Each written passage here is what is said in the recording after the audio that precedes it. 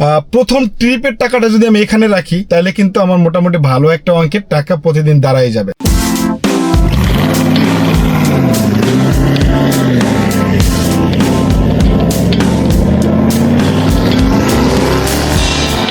Hello viewers, সবাইকে ঈদ মোবারক।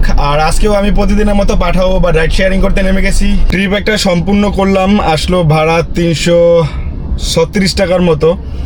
তো এখানে তার একটা 28 টাকার ডিসকাউন্ট ছিল। তো যাই হোক, মোটামুটি এখন আর একটা ট্রিপ পাইছি, সে যাবে বালুহাট। এটা হচ্ছে গিয়ে আপনার ইসিবি চত্বর দিয়ে একটু ভিতরের দিকে, ভাড়া আসছে 438 টাকা 10 কিলোমিটার। তো এখানে আরও একটা ডিসকাউন্ট মনে হয় যাত্রী পাবে। যাই হোক, ট্রিপটা কমপ্লিট করার পরে একটা ট্রিপ পাইছি উবারে, সে যাবে হচ্ছে গাজীপুরের দিকে। 650 টাকা আসছে ভাড়া, দেখাচ্ছে 23 কিলোমিটার, যাইতে লাগবে প্রায় 1 ঘন্টার মতো সময়। তো যাই, যেহেতু এখন ঈদের সময় বসে থেকে লাভ নেই, টাকা পয়সা লাগবে আর প্রচুর প্যারার মধ্যে আছি। তো দেখা যাক আজকে কত টাকা ইনকাম করতে পারি। তো তাকে নামাই দিছি জয়দেবপুর বাজার থেকে একটু ভিতরের দিকে। তো ভাড়া আসছে 800-850 টাকার মতো আর কি। যাই হোক, আলহামদুলিল্লাহ। আর এখন আবার আমি চলে আসছি সোজা গাড়িটা এনে গাজীপুর চৌরাস্তা। তো এখন ইফতারের টাইম হয়েছে, এখন নামবো আর ইফতার করবো, দেন তারপরে রওনা দেবো আস্তে আস্তে।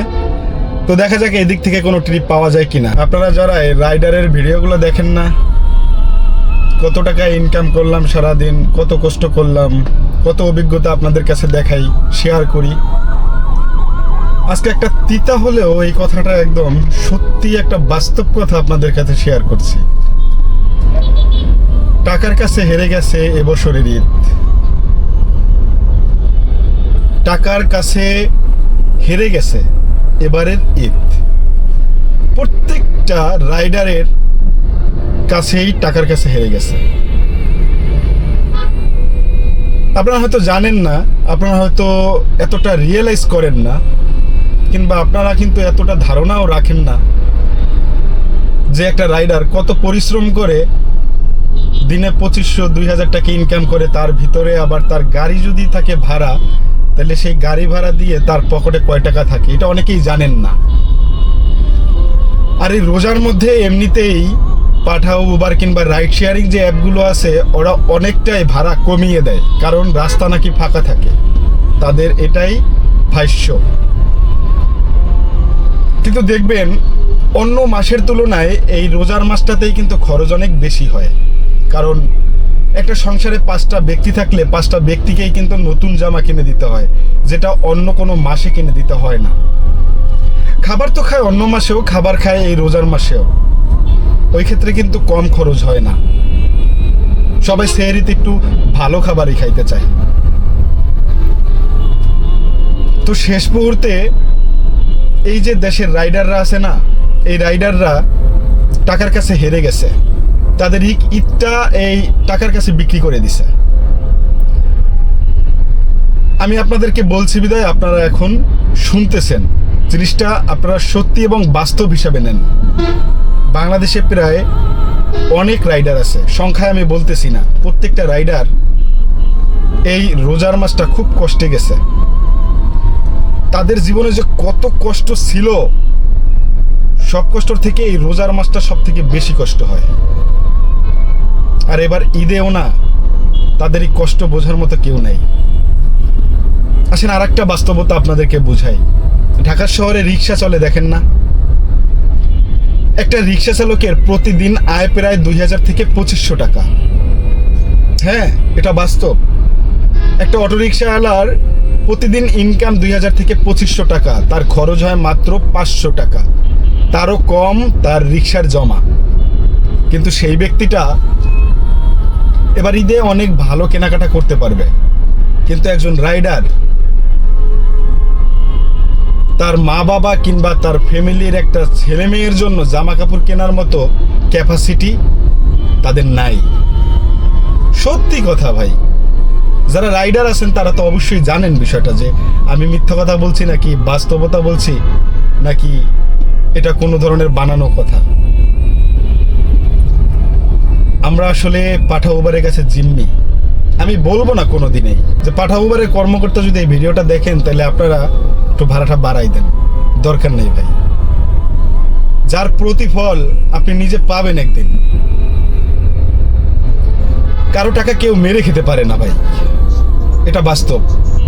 আপনাদের যেরকম ইচ্ছা আপনারা চালান, কারণ আপনাদের কোম্পানি টিকাই রাখতে হবে, তো সমস্যা নেই।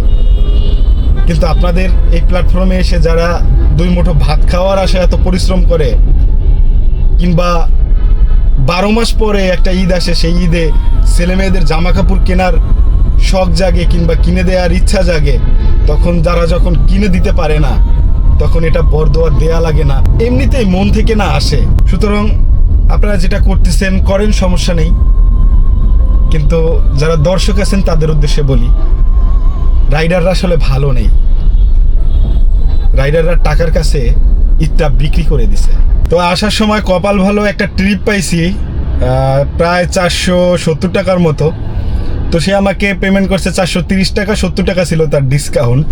তো মোটামুটি অনেক ভালো একটা ভাড়া পাইছি গাজীপুর থেকে আসার সময়। যাক, আমার গ্যাস খরচ উঠছে এবং এক্সট্রা কিছু টাকা রয়েছে, আলহামদুলিল্লাহ। তো এখন উত্তরা আছি জসিমউদ্দিন। তো এখান থেকে ট্রিপ ধরার চেষ্টা করবো ইনশাল্লাহ। এখানে বসে ট্রিপ পাবো আলহামদুলিল্লাহ। একটু সময় বসলেই ট্রিপ আসবে। দেখা যাক কোন দিকে আসে আর কোন দিকে যাই।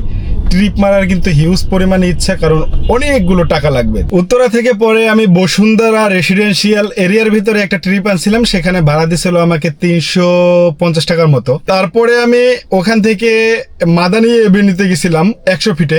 তো ওইখান থেকে আবার আমাকে নিয়ে আসছে কল্যাণপুরে। এটা একটা মোটামুটি ভালো ভাড়া ছিল, 450 টাকার মতো ভাড়াটা ছিল। তো আমি তাকে নামাই দিয়ে সোজাসুজি চলে আসলাম বাসার দিকে। তবে বাসায় এসে একটা কাজ করছি, সেটা হচ্ছে আমি একটা ব্যাংক কিনছি 10 টাকা দিয়ে। তো এখানে যদি প্রতিদিনে হালকা কিছু ইনকাম এখানে রাখি, কিংবা প্রতিদিনের প্রথম ট্রিপের টাকাটা যদি আমি এখানে রাখি, তাহলে কিন্তু আমার মোটামুটি ভালো একটা অঙ্কের টাকা প্রতিদিন দাঁড়াই যাবে। তো এইটা কিন্তু আমি আগেও করছিলাম, মোটামুটি ভালো একটা রেসপন্স পাইছি এটা দিয়ে। তো আজকে আবার একটা 10 টাকা দিয়ে এটা কিনে আনছি। তো এখন আমি এটাকে উদ্বোধন করব আপনাদেরকে সাথে নিয়ে। তো আমি এই 200 টাকার নোটটা এখানে রেখে দিলাম। আমি প্রতিদিনের ফার্স্ট ট্রিপের যে কয় টাকা আসে সেটা এইটার মধ্যে রেখে দেব।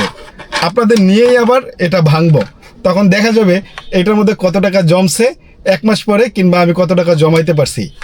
প্রতিদিন প্রথম ট্রিপের যে কয় টাকা আসে এটার মধ্যে রাখবো, দেখা যাবে কয় টাকা জমে। তো আজকের এই ভিডিওটা এখান থেকেই রাখছি। দেখা হবে আগামী কোনো এক্সপিরিয়েন্স নিয়ে আগামী ভিডিওতে।